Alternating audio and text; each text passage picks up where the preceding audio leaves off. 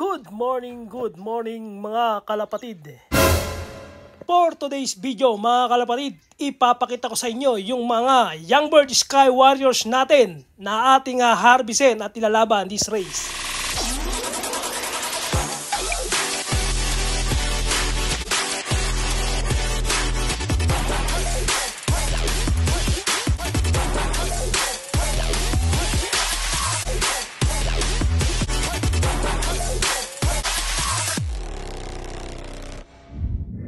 Ito na ang anak ng bustut line natin. Ang kamukhang ni Black Thunder. Yan ang isa sa mga Pigeon Warriors natin mga kalapatid. Ang Ravenna at bustut line tatay nila. Pakita ko sa inyo. Ayan ang mga young birds natin. Yung isa yun o. Dark green seal.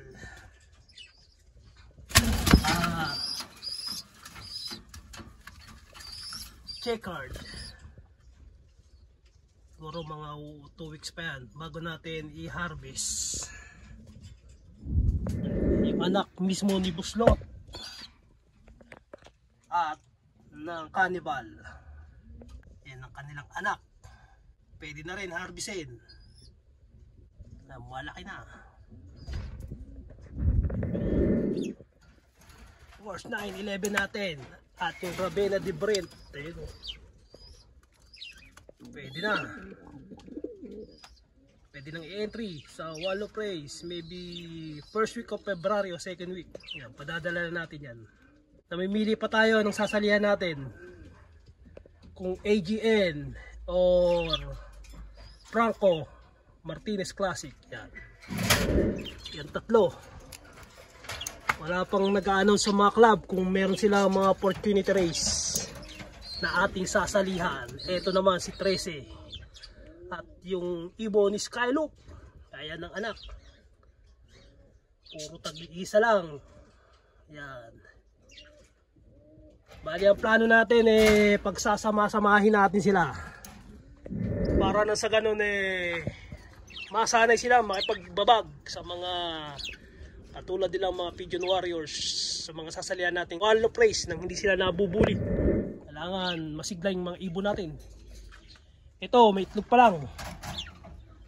Tignan natin kung may sasali natin yan sa mga opportunity race sa club. Habol yan. Tapos ito naman yan, tatay lang nagsusubo. Ang nanay niyan RMC. Iniwalay natin, medyo nakita natin hindi magandang kondisyon nung breeder hen natin, kaya isa lang.